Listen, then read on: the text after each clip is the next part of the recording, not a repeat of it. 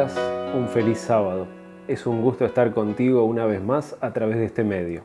Continuamos este sábado con nuestro recorrido a través de las Escrituras, extrayendo lecciones de cada libro de la Biblia. El día de hoy veremos Segundo de Crónicas. El título Crónicas se deriva del término cronicón, empleado por Jerónimo para representar adecuadamente la designación hebrea del libro, y este término, en la forma plural de crónica o chronicorum liber, crónicas o libro de crónicas, se empleó en algunas ediciones de la Vulgata, de donde fue tomado por los traductores. Esta mañana veremos 4 aprendizajes del libro Segundo de Crónicas. Cuando Dios puso en el corazón del rey David hacer provisiones y planos para la construcción del templo, él no escatimó en nada y acumuló materiales y muchísimo oro. Dice 2 de Samuel capítulo 8, versículo 7. En cuanto a los escudos de oro que llevaban los oficiales de Hadad-Ezer, David se apropió de ellos y los trasladó a Jerusalén. Entonces, además de los escudos de oro de los sirios, el hijo de David, Salomón, recibió mucho más oro. La reina de Sabá le trajo también en gran cantidad este metal preciado, y según 2 de Crónicas capítulo 9, versículo 13, la cantidad de oro que Salomón recibía anualmente llegaba a los 666 talentos. ¿Qué hizo Salomón con tanto oro? Decidió hacer más escudos, según 2 de Crónicas capítulo 9, versículos 15 y 16. El rey Salomón hizo 200 escudos grandes de oro batido, en cada uno de los cuales se emplearon 6,5 kilos de oro. Hizo además 300 escudos más pequeños, también de oro batido, empleando en cada uno de ellos 3 kilos de oro. Estos escudos los puso el rey en el palacio llamado Bosque del Líbano. Entonces Salomón estaba lleno de oro y tenía unos 500 escudos de oro puro, más los que había heredado de su padre David. Habíamos visto acerca del mal consejo del hijo de Salomón, Roboam, que provocó que el reino se dividiera. Si deseas repasar la historia de Roboam, puedes hacer clic en el enlace de arriba a la derecha. Obviamente, todo este oro fue a parar a manos de Roboam. ¿Qué pasó entonces? Veamos 2 de Crónica capítulo 12, versículo 9 al 11. Sisac, rey de Egipto, atacó a Jerusalén y se llevó los tesoros del templo del Señor y del palacio real. Se lo llevó todo, aún los escudos de oro que Salomón había hecho. Para reemplazarlos, el rey Roboam mandó a hacer escudos de bronce y los puso al cuidado de los jefes de la guardia que custodiaba la entrada del palacio real. Siempre que el rey iba al templo del Señor, los guardias lo acompañaban portando los escudos, pero luego los devolvían a la sala de los centinelas. Todo el oro de Roboam fue llevado por el rey de Egipto. No le quedó ningún escudo de oro. Pero algo más triste ocurrió. Roboam quería mantener las apariencias, entonces mandó a hacer escudos de bronce. A la distancia, probablemente uno podría pensar que se trataba de los macizos escudos de oro que adornaban el palacio de Salomón, pero esa idea no resistía una inspección cercana. Roboam se conformaba con una apariencia de oro, pero desafortunadamente, como dice el refrán, no todo lo que brilla es oro. Como cristianos, debemos estar más pendientes de la realidad de nuestra condición y no tanto de las apariencias. Asa, rey de Judá, dice la Biblia que hizo las cosas muy bien. Expulsó a los espiritistas y a los idólatras, reactivó la adoración en el templo y restauró el altar del Señor. Pero con el tiempo su fe se fue apagando, y cuando necesitó de ayuda militar, buscó alianza con el rey de Siria, en vez de confiar en Dios. Veamos 2 de Crónicas capítulo 16, versículos 7 al 9. En esa ocasión, el vidente Hanani se presentó ante Asa, rey de Judá, y le dijo: «Por cuanto pusiste tu confianza en el rey de Siria en vez de confiar en el Señor tu Dios, el ejército sirio se te ha escapado de las manos». También los cusitas y los libios formaban un ejército numeroso y tenían muchos carros de combate y caballos, y sin embargo el Señor los entregó en tus manos, porque en esa ocasión tú confiaste en Él. El Señor recorre con su mirada toda la tierra y está listo para ayudar a quienes le son fieles. Pero de ahora en adelante tendrás guerras, pues actuaste como un necio. ¿Cuál fue la reacción de Asa ante esta reprensión? La de todo ser humano cuando le señalan sus errores. Veamos el versículo 10. Asa se enfureció contra el vidente por lo que éste le dijo, y lo mandó encarcelar. En ese tiempo, Asa oprimió también a una parte del pueblo. Como habíamos mencionado en otra oportunidad, la naturaleza pecaminosa nos impide aceptar que hemos hecho algo malo. Preferimos echarle la culpa a otro o enojarnos con el que nos reprende. Esto fue lo que hicieron Adán, Eva y todos los seres humanos desde entonces. Como cristianos, obviamente, deberíamos siempre confiar en Dios primero antes que en cualquier otra cosa, pero también deberíamos estar más abiertos a las palabras de exhortación y reprensión que vienen de un hermano preocupado por nosotros cuando cometemos errores. Vivimos en un mundo lleno de religiones y creencias, pero la misma definición de verdad impide que haya más de una que esté en lo correcto. El conjunto de creencias conocido como Nueva Era desea aceptar todas las religiones, diciendo que todas son diferentes maneras de llegar finalmente a Dios. Pero la realidad es que eso es imposible. Si el panteón de dioses del hinduismo es verdadero, entonces el Dios de la Biblia es falso, porque dice claramente en Deuteronomio capítulo 6, versículo 4, «Oye Israel, Jehová nuestro Dios, Jehová uno es». También dice Isaías capítulo 45, versículo 5, «Yo soy el Señor, y no hay otro. Fuera de mí no hay ningún Dios. Aunque tú no me conoces, te fortaleceré». Entonces, teniendo en cuenta que la verdad es una sola, eso significa que tenemos ante nosotros un enorme océano de error en el cual muchos pueden ahogarse. El rey Acab de Israel tenía 450 profetas de Baal y 400 de Asera, que fueron confrontados ante el pueblo para ver cuál era el verdadero Dios, si Jehová o Baal. Cuando se demostró que la religión de Baal era una mentira, dice la Escritura en Primero de Reyes, capítulo 18, versículo 40. Luego Elías les ordenó, agarren a los profetas de Baal, que no escape ninguno. Tan pronto como los agarraron, Elías hizo que los bajaran al arroyo Quizón y allí los ejecutó.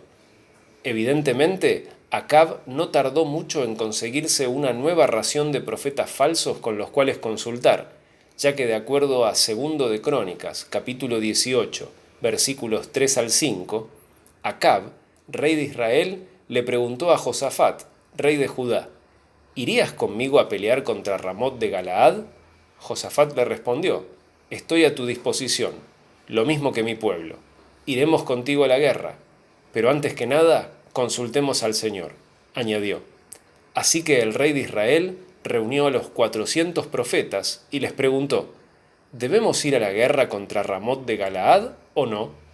Vaya su majestad, contestaron ellos, porque Dios la entregará en sus manos. Al rey Acab parece que le gustaba la falsa religión de mentiras de Baal. Le gustaba que sus falsos profetas le dijeran siempre lo que él deseaba oír. Pero esto puede ser muy peligroso. ¿Vas a escoger una religión porque te gusta lo que dice o porque dice la verdad? Se ve que Josafat no estaba muy convencido por estos profetas, y es por eso que volvió a hacer su pedido en Segundo de Crónicas capítulo 18, versículos 6 y 7. Pero Josafat inquirió, ¿no hay aquí un profeta del Señor a quien podamos consultar? El rey de Israel le respondió, todavía hay alguien por medio de quien podemos consultar al Señor, pero me cae muy mal, porque nunca me profetiza nada bueno, solo me anuncia desastres. Se trata de Micaías, hijo de Imla. No digas eso, replicó Josafat. Finalmente, el profeta verdadero fue traído ante los reyes. El guardia le había dicho a Micaías cuáles habían sido las palabras de los otros profetas, por lo que le exigió que no los contradijera. Aparentemente, el tono de voz de Micaías no era convincente, por lo que se lo ultimó a declarar el consejo de Dios en Segundo de Crónicas capítulo 18, versículos 16 y 17. Ante esto, Micaías concedió, vi a todo Israel esparcido por las colinas, como ovejas sin pastor. Y el Señor dijo: Esta gente no tiene amo, que cada cual se vaya a su casa en paz. El rey de Israel le dijo a Josafat: ¿No te dije que jamás me profetiza nada bueno y que solo me anuncia desastres? Entonces el rey Acab tuvo que tomar una decisión. ¿Iba a escuchar a 400 profetas falsos que le decían lo que él deseaba oír, que iba a ganar la batalla y salir vencedor? ¿O debería oír al profeta de Jehová, Micaías, que le decía que era mejor quedarse en su lugar y en paz? Acab puso preso a Micaías y salió a la guerra. En ella fue muerto por una flecha perdida, tal y como le había dicho el profeta, y contrario a la opinión de los 400 falsos profetas. Como cristianos, deberíamos escuchar solamente a los profetas de Dios. No es recomendable ni seguro escoger a los profetas que nos gustan por sus palabras, o escoger la religión porque es la más divertida o la que menos exige. Debemos decidir por Dios porque es verdad. Hay una frase célebre del rey Josafat que revela su fe, y probablemente por ella fue que conservó su vida en aquella batalla. Veamos 2 de Crónicas capítulo 20, versículo 20. Al día siguiente madrugaron y fueron al desierto de Tecoa. Mientras avanzaban, Josafat se detuvo y dijo: Habitantes de Judá y de Jerusalén, escúchenme. Confíen en el Señor y serán librados. Confíen en sus profetas y tendrán éxito. Después de la división de los reinos en tiempo de Roboam, las Escrituras nos describen a los reyes del reino del norte de una manera terrible. Todos idólatras, todos blasfemos y todos alejados del Señor. Los reyes del reino del sur no fueron mucho mejor, aunque hay algunos que hicieron las cosas bien. Si tuviéramos que escoger al peor rey de Israel, de seguro tendríamos que hablar de Acab. Pero si tendríamos que hablar del peor rey de Judá, tendríamos que mencionar a Manasés. Dice la Biblia en 2 de Crónicas capítulo 33, versículos 3, 5, 6, 9 y 10, que él reconstruyó los santuarios paganos que su padre Ezequías había derribado. Además, erigió altares en honor de los Baales e hizo imágenes de la diosa Acera. Se postró ante todos los astros del cielo y los adoró. En ambos atrios del templo del Señor construyó altares en honor de los astros del cielo. Sacrificó en el fuego a sus hijos en el valle de Ben Hinnom. Practicó la magia, la hechicería y la adivinación, y consultó nigromantes y espiritistas. Hizo continuamente lo que ofende al Señor, provocando así su ira. Manasés descarrió a los habitantes de Judá y de Jerusalén, de modo que se condujeron peor que las naciones que el Señor destruyó al paso de los israelitas. El Señor les habló a Manasés y a su pueblo, pero no le hicieron caso. Manasés parecía decidido a hacer lo contrario a la voluntad de Dios. Parecía empedernido en profundizar más y más en lo que desagrada al Señor. Obviamente, las consecuencias no tardaron en llegar. Dice 2 de Crónicas capítulo 33, versículos 11 al 13. Por eso, el Señor envió contra ellos a los jefes del ejército del rey de Asiria, los cuales capturaron a Manasés y lo llevaron a Babilonia sujeto con garfios y cadenas de bronce. Estando en tal aflicción, imploró al Señor, Dios de sus antepasados, y se humilló profundamente ante él. Oró al Señor, y él escuchó sus súplicas, y le permitió regresar a Jerusalén y volver a reinar. Así, Manasés reconoció que solo el Señor es Dios. Entonces, después de toda la ola de maldad que provocó Manasés, dice la Biblia que se arrepintió y volvió a Dios. Y lo más llamativo es que Dios lo perdonó, lo aceptó de vuelta y lo restableció en el trono de Judá. Esto definitivamente nos habla de un Dios de amor, perdonador. Si hubo esperanza para Manasés, entonces hay esperanza para cualquier pecador. Evidentemente, no existe un pecado tan grande que nos pueda imposibilitar de ir al Señor arrepentidos, para ser perdonados y restituidos en nuestro lugar correspondiente. Dice el Salmo 103, versículos 3 y 4. Él perdona todos tus pecados y sana todas tus dolencias. Él rescata tu vida del sepulcro y te cubre de amor y compasión. Como cristianos, deberíamos ser conscientes que adoramos a un Dios de amor, perdonador, y ese debería ser nuestro mensaje a un mundo que no lo conoce. Entonces, en esta mañana hemos visto 4 aprendizajes útiles del libro segundo de Crónicas. Hemos visto que no deberíamos guiarnos por las apariencias ni ponerlas en lugar de la experiencia genuina. Vimos que deberíamos aceptar las reprensiones y los reproches en nuestro caminar cristiano, sin enojarnos con el mensajero. Vimos los peligros del autoengaño a la hora de decidir a quién creer. No debemos decidir por afinidad ni por conveniencia. Siempre debemos decidir por lo que es verdad. Y por último, vimos acerca del inmenso amor y perdón de Dios, que no importa qué tan lejos de Él nos hayamos ido, si nos arrepentimos y nos volvemos a Él, Él nos aceptará. Muy bien, ahora que hemos visto estos aprendizajes, solo nos resta hacer una invitación. Si deseas participar de esta oración que voy a hacer pidiéndole a Dios que me ayude a tomar estas lecciones y aprendizajes en mi vida, simplemente te pido que cierres tus ojos, inclines tu rostro para participar de la oración. Padre amado, Dios eterno que estás en las alturas de los cielos, santificado sea tu nombre, Señor. Gracias, Padre, porque pudimos extraer estos aprendizajes del libro segundo de Crónicas y queremos, Padre, que nos ayudes a ponerlos en práctica en nuestra vida.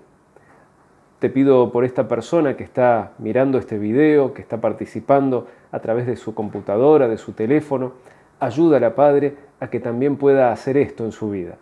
Señor, te pedimos que nos ayudes a andar genuinamente y no por las apariencias. Te pido, Señor, que no nos permitas caer en el autoengaño, Señor. Irnos detrás de los falsos profetas solamente porque parece que de esa manera vamos a estar mejor. Ayúdanos siempre a buscar la verdad, aunque no sea conveniente. Señor, ayúdanos también a no enojarnos con aquellos que nos señalan nuestros errores. Ayúdanos a aceptar esas reprensiones y tomarlas en cuenta. Señor, te rogamos también que nos ayudes siempre a tener en cuenta tu carácter perdonador y amoroso, para poder compartirlo y presentarlo a aquellos que no te conocen. Te lo pedimos en el nombre de Jesús. Amén. Muy bien, espero que tengas una muy buena tarde. Te dejo aquí un link para que puedas suscribirte y aquí te dejo una sugerencia para que puedas mirar después de este video. Que Dios te bendiga.